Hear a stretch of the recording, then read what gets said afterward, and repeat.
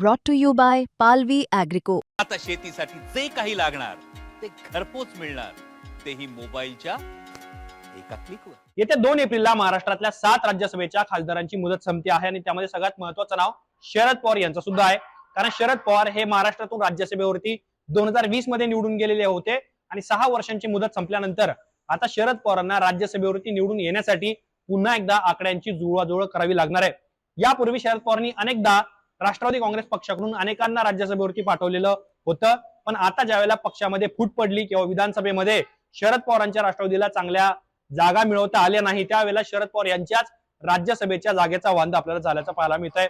पार्थ पवारांसोबत शरद पवारांनी बैठका घेतल्यानंतर अशी सुद्धा चर्चा झाली की सुनेत्रा पवारांच्या राष्ट्रवादीच्या माध्यमातून शरद पवार हे राज्यसभेवरती जाऊ शकतात, पण खरंच शरद पवारांना राज्यसभेवरती जाण्यासाठी आकडे तसे आहेत का किंवा आकड्यांचं गणित नेमकं काय आहे, आकडे कुणाच्या बाजूने आहेत, ते 7 खासदार कोण आहेत ज्यांची टर्म संपते आहे, त्याचबरोबर कुणाकडे किती संख्याबळ आहे, महायुती किती जागा जिंकू शकते, महाविकास आघाडीला कुठल्या किती जागा जिंकण्याचा स्कोप आहे, उद्धव ठाकरे यांच्या पक्षाला काही याच्यामध्ये संधी दिसते का, आणि सगळ्यात महत्वाचं म्हणजे शरद पवार पुन्हा एकदा राज्यसभेवरती निवडून येतील का, त्यांच्यासाठी आकड्यांचं गणित कसं असेल, या सगळ्या प्रश्नांची उत्तरं आपल्याला या व्हिडिओच्या माध्यमातून समजून घ्यायची आहे। नमस्कार, मी या ठिकाणी मुंबई तक मध्ये तुम्हा सर्वांचं स्वागत आहे। तर सगळ्यात पहिला प्रश्न काय आहे, तर एप्रिल महिन्यामध्ये महाराष्ट्रातल्या कुठल्या राज्यसभेच्या खासदारांची टर्म संपते आहे, त्याच्यामध्ये सगळ्यात महत्वाचं नाव आहे शरद पवार, जे राष्ट्रवादी शरद पवार गटाचे आहे। राष्ट्रवादी एकत्र असताना ते 2020 मध्ये राष्ट्रवादी काँग्रेसच्या तिकिटावरती राज्यसभेवर खासदार झालेले होते। त्यांच्या सोबतच फौजिया खान या सुद्धा राष्ट्रवादीच्या तिकिटावरती निवडून आलेल्या होत्या। त्या राष्ट्रवादीच्या फुटीनंतर शरद पवार यांच्या सोबत गेलेल्या होत्या। रजनी पाटील काँग्रेसच्या तिकिटावरती खासदार झालेल्या होत्या 2020 मध्ये महाविकास आघाडीचं सरकार असताना। चौथं नाव आहे प्रियंका चतुर्वेदी, शिवसेना ठाकरे गटाकडून, यांची सुद्धा टर्म ही आता एप्रिल महिन्यामध्ये संपते आहेत। एकमेव खासदार आहेत त्या ज्यांची टर्म संपते आहे शिवसेना ठाकरे गटाकडून।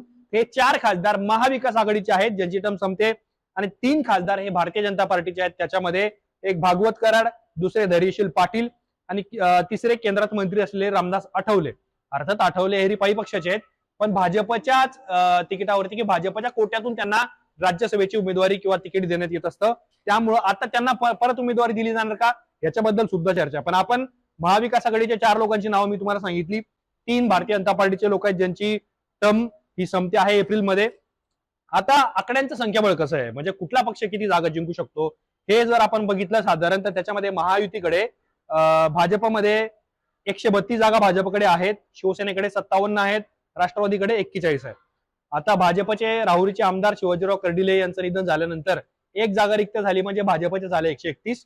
बारामतीची जागा रिक्त झाली कारण उपमुख्यमंत्री अजित पवार यांचं निधन झालं, म्हणून राष्ट्रवादीचा आकडा 41 वरून 40 वर खाली आला। आणि साधारण आपण जर बघितलं तर एकूण आकड्यांचं संख्याबळ हे 233 ते 235 अशा प्रकारचं महायुतीकडे आहे। महाविकास आघाडीच्या बाबतीत जर बोलायचं झालं तर शिवसेना उद्धव बाळासाहेब ठाकरे गटाकडे 20 आमदार आहेत, काँग्रेसकडे 16, राष्ट्रवादी शरद पवार गटाकडे 10 आणि समाजवादी पार्टीकडे 2, असं 50 आकडे जे आहेत ते महाविकास आघाडीकडे। आता या राज्यसभेच्या निवडणुकीचं गणित कसं आहे, तर ज्या पक्षाकडे 37 ते 38 आमदार आहे तो राज्यसभेची 1 जागा निवडून आणू शकतो, आणि हाच आकडा जर आपण महाविकास आघाडीच्या बाबतीत लागू केला तर महाविकास आघाडीकडे एकूण संपूर्ण आघाडीकडे 50 जागा आहेत। कुठल्याही एका स्वतंत्र पक्षाकडे एवढ्या जागा नाहीयेत की ते एक खासदार पदावरती एखादा माणूस निवडून आणू शकतील। त्यामुळं 10 आमदार असलेल्या शरद पवारांच्या पक्षाला जर शरद पवारांना राज्यसभेवरती पाठवायचं असेल तर त्यांना उद्धव ठाकरे यांच्या पक्षाची साथ घ्यावी लागेल, सोबतच काँग्रेसचा सुद्धा पाठिंबा असणं हे अत्यंत गरजेचं असणार आहे। बघा, महाविकास आघाडीने एकत्रित नाव जर शरद पवार यांचं प्रपोज केलं तर त्यावेळेला त्या शक्यतेमध्ये शरद पवार हे राज्यसभेचे खासदार होऊ शकतात, म्हणजे 20 शिवसेना युबीटी, 16 काँग्रेस आणि 10 राष्ट्रवादी काँग्रेस, सपा वगैरे छोटे छोटे पक्ष मिळून तो आकडा 50च्या आसपास जातो। सेफली शरद पवार हे राज्यसभेचे खासदार होऊ शकतात। पण दुसरी शक्यता याच्यामध्ये अशी आहे की सुनेत्रा पवार या राज्याच्या उपमुख्यमंत्री झाल्यामुळं त्यांची जागा ही रिकामी झालेली आहे, आणि सोबतीला आता जी निवडणूक एप्रिल महिन्यामध्ये होईल महाराष्ट्रातल्या 7 जागांसाठी, त्याच्यामध्ये राष्ट्रवादीच्या वाट्याला 1 जागा येण्याची शक्यता आहे। त्यामुळे ती जागा शरद पवारांना दिली जाईल का हा सुद्धा महत्वाचा मुद्दा आहे, कारण पार्थ पवार यांच्या सुद्धा नावाची चर्चा होती, पण राष्ट्रवादीमध्ये शरद पवारांच्या नावावरती एक प्रकारे विचार होऊ शकतो, कारण राष्ट्रवादीतल्या अनेक नेत्यांसाठी शरद पवार हे आदराचं स्थान आहे। त्यामुळं राष्ट्रवादी त्यांचा विचार करेल का, हा महत्वाचा मुद्दा आहे.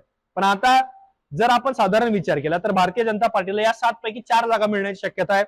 37 जागा आमदारांचा कोटा आपण जर बघितला तर स्वतः भारतीय जनता पार्टीकडे 131 ते 132 आमदारांचा संख्याबळ आहे आणि सोबतीला शिवसेनेकडे सुद्धा जागा शिवसेनेकडे 57 आहेत आणि राष्ट्रवादी काँग्रेसकडे 41 जागा आहे. त्यामुळं शिवसेना आणि राष्ट्रवादी यांना एक जागा मिळू शकेल आणि भारतीय जनता पार्टीला 4 जागा मिळू शकतात. त्यामुळं आणि सगळ्यात महत्वाचा मुद्दा याच्यामध्ये हा आहे की जर भारतीय जनता पार्टीने 7वा उमेदवार जर दिला, निवडणुकीत उतरवला, तर मग राज्यसभेची निवडणूक ही चुरशीची होऊ शकते. ज्या वेळेला महाराष्ट्रामध्ये सत्तांतर घडलेलं होतं त्यावेळेला भारतीय जनता पार्टीने धनंजय महाडिक यांना उमेदवार म्हणून जाहीर केलं आणि त्यावेळेला महाविकास आघाडीचे संजय पवार यांचा पराभव झालेला होता. त्यामुळं आकडे कमी असताना किंवा उमेदवार निवडून येण्याची शक्यता कमी असताना सुद्धा जर भाजपने 7वा उमेदवार जर दिला महाविकास आघाडीच्या विरोधात, जिथे महाविकास आघाडीचे 50 आमदार आहेत, तर त्यावेळेला ही निवडणूक चुरशीची होऊ शकते. पण शरद पवारांच्या बाबतीत जर बोलायचं झालं तर शरद पवारांना महाविकास आघाडीने उमेदवार केलं तर त्यांना राज्यसभेची खासदारकी मिळणे शक्य आहे. पण 20 आमदार असताना शरद पवारांच्या पक्षापेक्षा किंवा काँग्रेसपेक्षा अधिक जागा असताना उद्धव ठाकरे हे राज्यसभेच्या जागेवरती दावा सोडतील का, हा महत्वाचा मुद्दा आहे. त्यामुळं जर सुनेत्रा पवार यांनी किंवा त्यांच्या पक्षाने विचार केला तर शरद पवार याच्यासाठी खासदारकीचा मार्ग सुकर होऊ शकतो. आता याच्यामध्ये साधारण जर गणित आपण बघितलं त्याच्यामध्ये 37 आमदारांचा कोटा आहे. महाविकास आघाडीला 1 जागा मिळेल. जर त्यांनी एकत्र मतदान केलं, एकत्र निवडणूक लढवली, एक उमेदवार दिला तर त्यांना 1 जागा मिळू शकते. 7 पैकी 6 जागा या महायुतीकडे जाणार. त्याच्यामध्ये 4 भाजप, एकनाथ शिंदेच्या शिवसेनेला 1 आणि राष्ट्रवादीला 1. आता 7वा उमेदवार भाजप देईल का, हा सगळ्यात महत्वाचा मुद्दा आहे. पण आपण साधारण याच्यामध्ये बघितलं की सुनेत्रा पवारांच्या हातामध्ये राष्ट्रवादी गेल्यानंतर महाविकास आघाडीकडे संख्याबळ नसताना शरद पवार हे राज्यसभेचे खासदार पुन्हा एकदा होऊ शकतात का. आता यापूर्वी सुद्धा शरद पवारांनी ज्यावेळेस ठरवलं होतं की आता मी लोकसभा निवडणूक लढवणार नाही वगैरे, पण टर्म संपल्यानंतर मी त्या स्थिती बघून निर्णय घेईल असं शरद पवारांनी म्हटलेलं होतं. त्यामुळं ते निवडणूक लढणार की नाही यावर सुद्धा अनेक अर्थांनी राजकारण अवलंबून असणार आहे. तुम्हाला या सगळ्या प्रकरणांबद्दल काय वाटतं कमेंट बॉक्समध्ये आम्हाला नक्की सांगा. असेच माहितीपूर्ण व्हिडिओ पाहण्यासाठी मुंबई तकच्या युट्यूब चॅनलला सबस्क्राईब करायला विसरू नका.